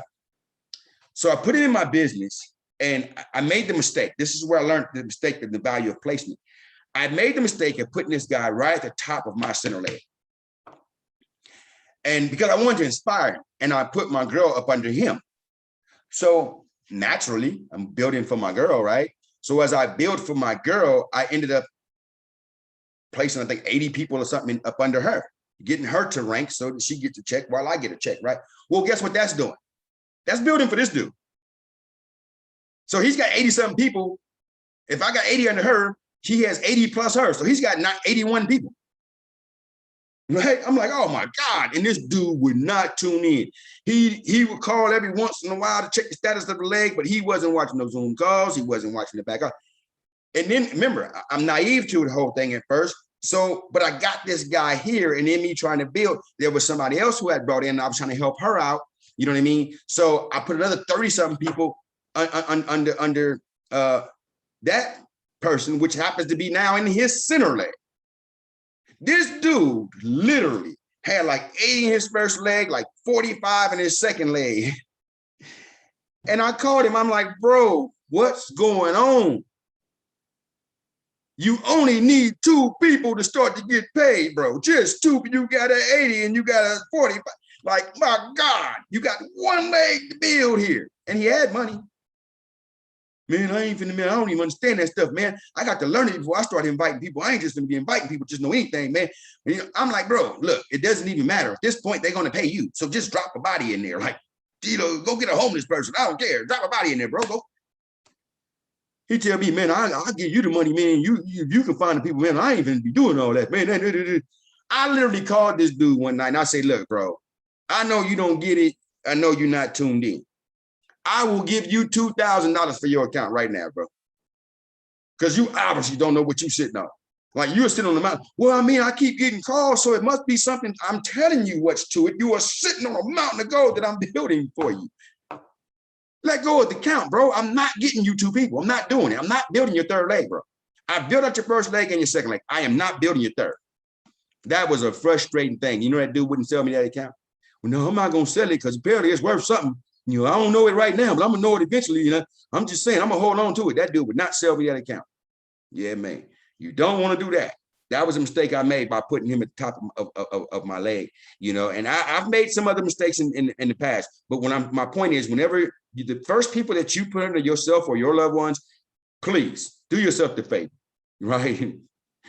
Don't allow them to just sit there because it becomes a nightmare and they become and when they get to the point where they're only thinking about self, they couldn't care what goes on up. Like, that dude really didn't care. I mean, sometimes I've had to call him, beg him just to pay his account because sometimes he let his account go inactive. He's like, man, I'll pay it next month. What you mean pay it next month, bro? Well, I'm not making nothing off of it. I don't see why I'm paying. But bro, you are my first leg. You are going to let your account go inactive means I'm not going to get paid. Like, you can't do that, bro. You can't do that. Well, I ain't making no money from it. You're not making money from it because you have not done your part. I've clearly done my part to help you, bro. And I'm gonna have to beg this dude. Beg him. After I done put 80 in his first leg, 6, don't do it to yourselves, guys. Right? People like that never really feel attached to the family. They're only about themselves and they really couldn't care how it affects others. You will find yourself, so you want those main accounts up under you and your immediate loved ones to be accounts that you can rely on, depend on, and that way when you're building under those accounts, people will appreciate it, they'll tune in and they'll do their part, and together it's magic. All right, that's all I got. I know I went on a long time. Hopefully I gave you guys a few building strategies, but these were some of the challenges that I faced in the beginning. I learned a lot. Placement means a lot. It is not just about signing people up. Prepare the new person to succeed, and you will find your success is inevitable. All right, guys. Thanks for joining. Yes. Oh, wait a minute. Yes. You have a hand up? Yeah. It's a very important question. So I put somebody in my business and I built completely told underneath her. She didn't put enough people in underneath her name. She only had 2. One guy, well, she had 3, but one guy dropped off. I can take over her account because I built a whole fortress underneath her name, and all she had to do was get one person. I at a point I refused to put people underneath her because I mean she came in, she said she was going to get people in, but all she was doing is bringing in dudes that liked her, and that didn't work for me. And so I could take over her account and I could put a corporation or a different name underneath there if she sells it to me, or how will I do that? Yeah, well, it's like any other business. It's like a donut shop, right? Person tried a donut shop, it didn't work. They can sell it if they want, but you know what I mean? Or they can just offer it to you and say, hey man, take it over, you can have it. It's up to them. That's an agreement, understanding between two people. Or it can be like, dude, just she wants to be a thorn in your side. She don't have to go nowhere. It's kind of like having a chick that you don't want to be with. You refuse to move out the house. You know, when we merged over, she let her account go inactive, so she's not active. Well, yeah. So I would reach out to her and see if I mean, I can tell you, I had this one person in my first leg in my first business, and I literally had built probably, I think it was about, I ended up building like 200 and something people beneath that account. I called this woman, I text this woman. She would always say, hey, yeah, we can talk on a certain day. I offered her $2,000 for her account, but she just would never do it. To me, I said, give me the Cash App, let me get the email. She like, nah. I'm not supposed nobody $2,000 for nothing. Right. But she's like, well, nah, I'm just gonna I'm like, you're letting it go anyway. Like the account is inactive. Like, just let me have it. I mean, what do you care? Well, nah, I don't feel right about that either. And so you just never know. Who do I call it? I just do customer service if she's gonna let me take over that account. Say again. She's on my first leg. She is my direct. She's the first leg. I got you. So I don't want to let that. Like I built like visionary packs underneath her, like monster. All she had to do was sign one more person up, and she had automatic payday. I understand. Builders, look, traders don't understand the value of the build, bro. It's just simple. And I understand your struggle. She ain't trading her bill. Well, my only point, brother. I'm not saying I hear your frustration, but here's this: either she sells it to you, or it's a bought lesson. It's just nothing you can do about it, bro. I've had some accounts go inactive. It's crazy to understand, but people would they'll let it go. I mean, what can you do? So you got to call her and see. Nothing you can't force her out. You don't have that right. You cannot force her out. You have to talk to her, get her agree to give you the position. That's all you can do, bro. And if she won't take the call or she's not willing to work with you, then it's a bought lesson you have to get over with. Get over. Yeah, I'm sure she will. She won't have no problem. We don't have a bad relationship. Gotcha. She just never did do what I needed her to do. I understand. I've been there. All right. Yeah, the location doesn't matter, Laverne. All right. So whereas in some opportunities we had to have, say, a 442, in this case you can have a 244. But the location always matters when you sign up with somebody's link. And the value of that is if you're placed up under a builder, such as myself, I'm a builder. I'm a proud builder. And that's the thing I really point out to people when I'm doing closing calls. Do you want to be in the downline of a trader, or do you want to be in the downline of a builder? And if you're in the downline of a builder, do you want to be in the downline of a builder who is going after the big ranks, or just somebody who wants to make $150 a week? You know, if a builder is going after the big ranks, he or she is going to be working hard, working overtime, working every moment to try and make it happen, right? Is that a team you want to be on? If you're looking for the residual income, you do. Because traders, downlines, and I know some 7-figure traders who are only making like $250 a week. They have very few people in their business. They're not going to be growing because they're just more of a clubhouse study buddies, right? They're trading though. They're making their money from trading. So that's fine too. But that's not a downline that grows. Usually those are the type of people who pay their subscription each month, but they make so much from trading that they just pay their accounts. And that's fine. That's fine to do as well. That's perfect. You want to trade and you're making money from trading, that's fine. Pay your accounts. But that's not a downline that grows. So if you're looking for residual and you really want to have some help with your team build, you want to be up under a builder who's going places, because that line is going to grow even when you don't know it's growing, right? But location doesn't matter. So you don't have to have a 442. You can have a 244. You can have a 424. It doesn't matter.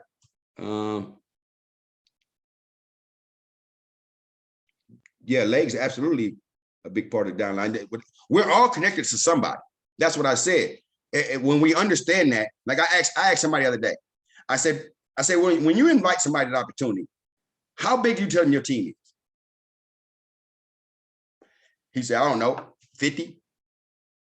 So when you're talking on a closing call and you're asking people to join your business, you're expecting them they would be a part of a team of 50 people who, well, I mean, it was 100 and some, but now it's only 50. I said, okay, and that's all you see. Well, yeah, I mean, that's all I got to need. I said, so that's all you see. Well, what you mean? You mean Easy Money Squad? I said, well, you're under me, right? Oh, well, if you look at that, then I guess I'm a part of what? 1,100, 1,200? Okay, cool. Is that all you see?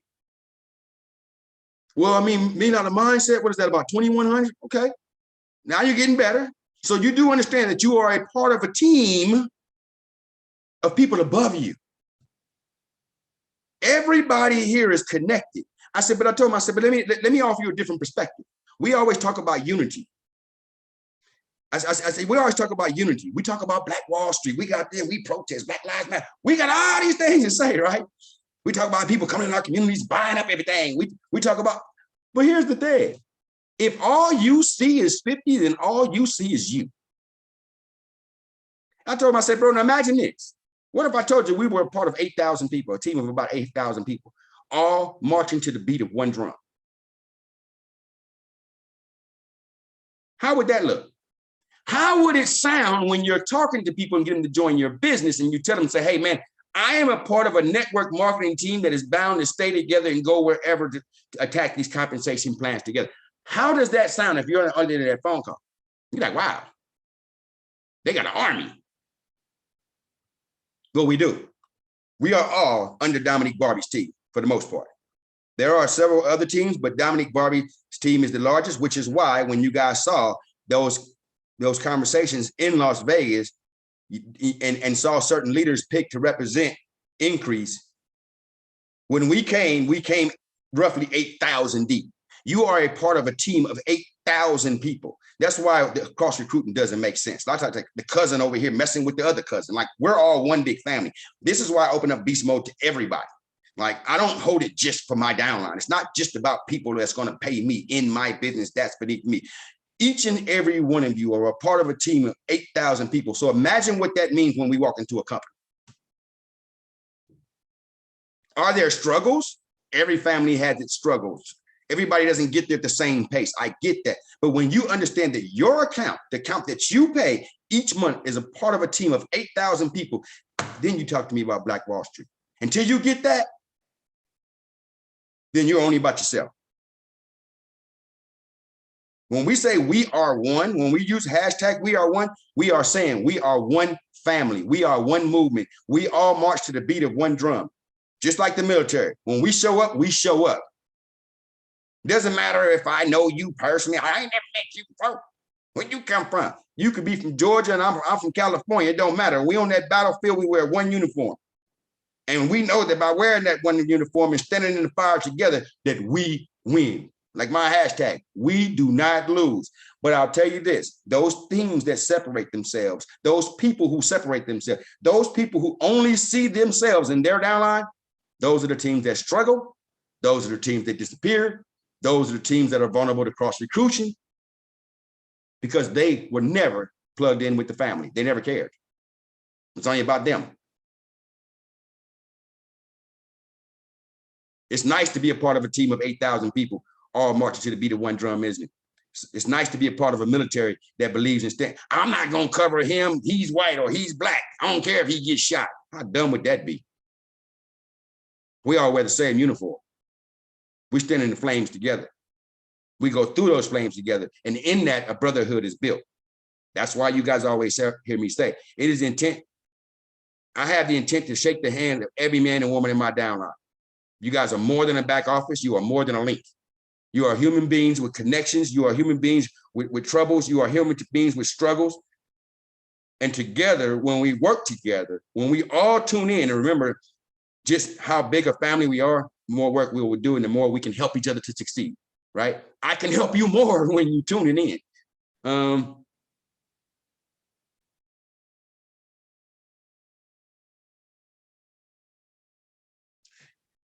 So for the most part, yeah, if you have the option to put a builder at the top of your leg, you want to have, especially your main people, the ones that your main ones that hit your link, you want them to be builders as much as possible, or family members.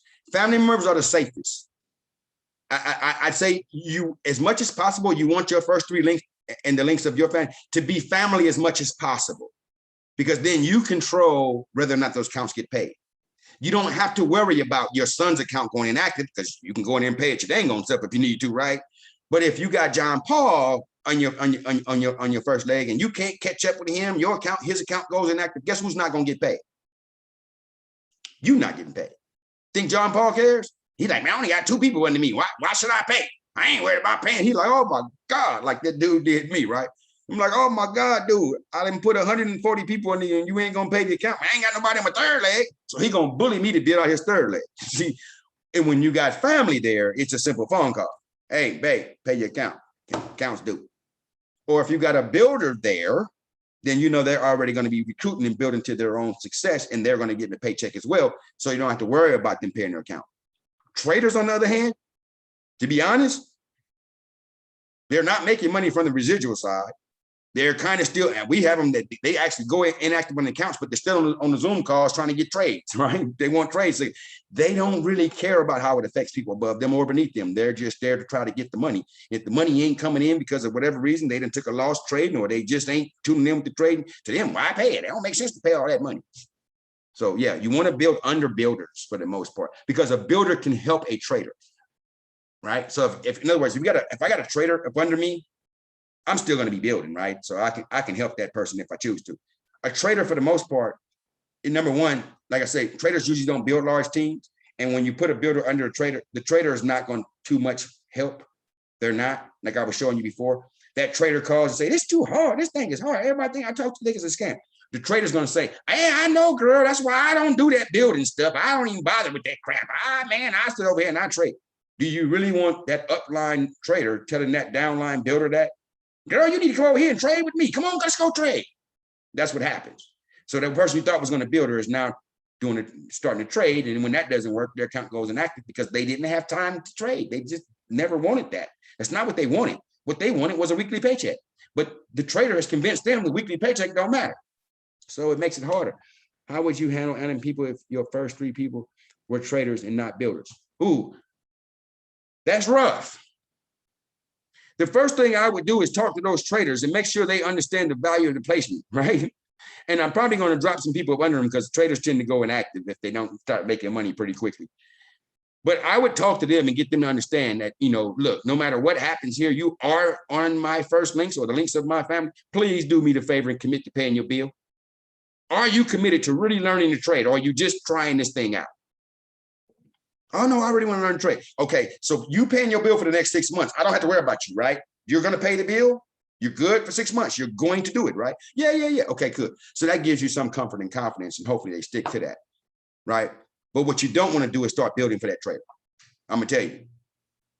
That is one of the, anytime I built for a trader, I tell you, it turns out to be a very unappreciated task, and it leaves you feeling neglected, and it overworks you, man. So you want to try to avoid that as much as possible. So the second thing I would do is, and you'll see a lot of the upper leaders do it. I didn't do it much. I'm starting to do it. But most of the higher earners, whenever they recruit somebody, they only send out their own link. See, I used to call the downline person, "Hey, John, I'm about to put somebody under you, bro. Send me your link." Because I wanted to help him get his 3 so he could start to get paid, right? That was my habit. But most of the higher earners have learned from that mistake. I remember when I had a big disagreement with one of the higher earners. She was at 100,000 when we had a back and forth on a Zoom call, because I brought people from SUSU boards and whatever, bad situations. And so I never wanted them to feel neglected. I wanted them to know, I'm here for you.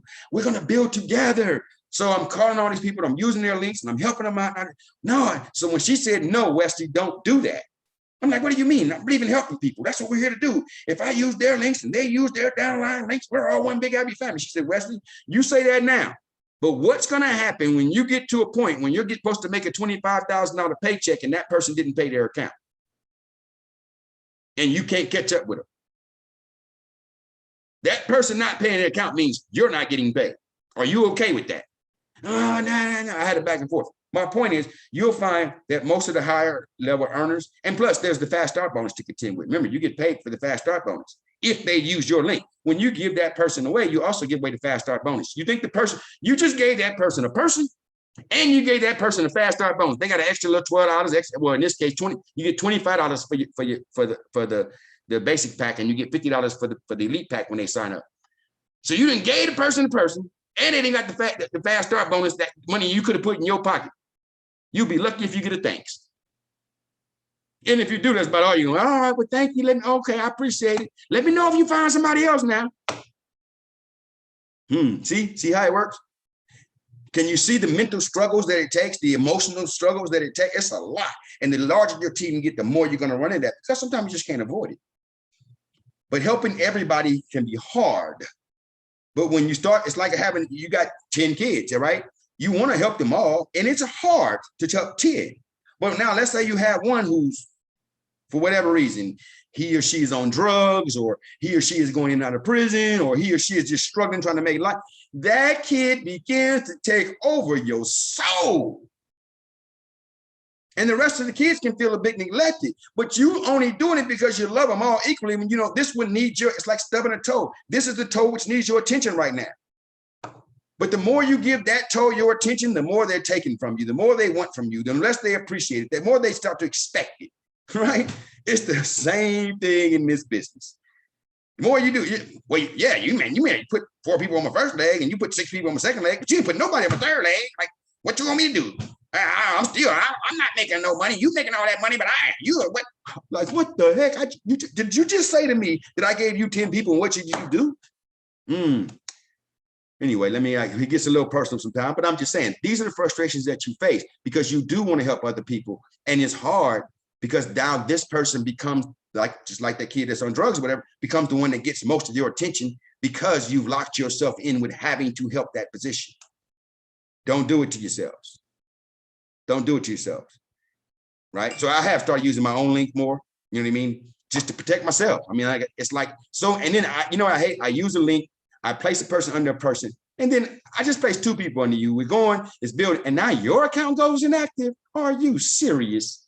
I could have gave those people to somebody who wanted them. I could have gave those people to somebody else who could have lit a fire, man. But yeah, I gave them you, and now you're going inactive, really? So, not only did I not help somebody who could have used my help, I now help somebody who didn't want my help, right?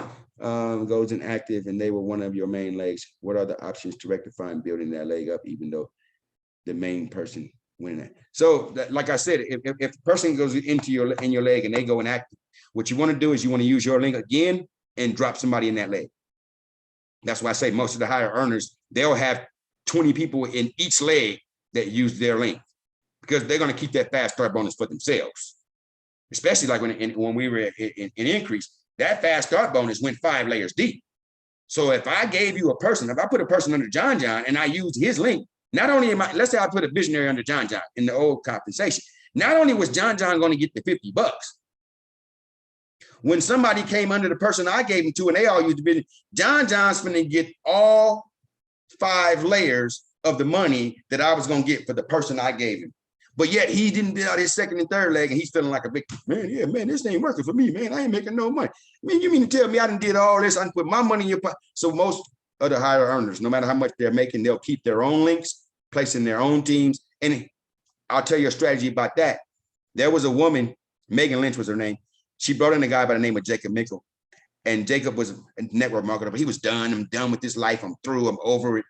She signed him up. And what she did, she used her link to place 12 people in his organization. She put 4 on his first leg, 4 on his second leg, 4 on his third leg. She would only use her link. So the guy tunes in one day like, man, what's all this? Man, how I got all these people and I ain't making no money? Right? You know what she told him? Because you ain't used your link. He's like, what you mean? He said, you got to use your link one time in each leg before you start. He's that's all I got to do. He got on the phone. 30 minutes later, he had a person in each leg. All of a sudden, he had a reason to recruit. And he went crazy after that. He hit 50K in, I think, 2 months. He saw how simple it was. So by using your own link, sometimes you can help inspire others. But one thing for sure is that when you use another person's link, it's no guarantee you're going to inspire them at all. It might make you feel good, and they may say thank you, but at the end of the day, you use that link, you put that money in their pocket, you built the people up under them, and they'll let that count because they only see themselves. They don't see that they're part of 8,000 people. They don't see that they're ranked Like for instance, you let your 4 or 5 accounts go inactive under you. You don't see that 4 or 5 accounts that you just let go inactive affected like 7 people's earning incomes. We ain't got nothing to do with me. I ain't making no money. I. They don't see the 8,000 family. So when the 8,000 family moves, or if they had a shift or something goes on, are they going to be ones that show up? Probably not. And they're probably going to be off on their own little island. We see it all the time. The little teams, they're off on their own little island with their own little struggles, their only ideas. They only want to help themselves. Those are the people who struggle in this business. And usually that whole team just disappears eventually. When you're not connected to the family, you tend to have struggles. It's like even when I share information, I got certain groups I share information in, right? Beast Mode Squad, me out of mine. So somebody's in their own little group doing, Wesley, I didn't know there was going to be a meeting. Whose fault is that? And now that whole team doesn't know about the meeting because that leader, that person, that upline, that whoever is the only conduit of information that those 20 people have. And so when that person is too busy or life's got them involved and they're not getting information and they didn't get that link over to the other 20 people, you know what happens? I get a call or something from them people. Somebody told me there was a meeting. Can you tell me what happened? The information's there. We got over 2,100 people in our group. Only about 700 of them are added into our chat. Where's the other 1,400? There's 1,400 people that feel all alone in this business, that have no connection to what's going on. And out of that 700 that's in the group, there's only about maybe 150 that are active. So out of 2,100 people, where are these other 2,000 people? They have no information. They're totally clued. So what happens when the account goes inactive? You wonder. Lack of information, right? Analysis paralysis. Okay, so that's kind of all I got. I know this went a lot longer than I expected. Didn't mean to keep you guys so long, but I just wanted to share some jewels with you. And as you can tell, I really love to build. So I got a lot of things I've learned along the way, and I like to share those jewels when I can. Hopefully you guys got something from this.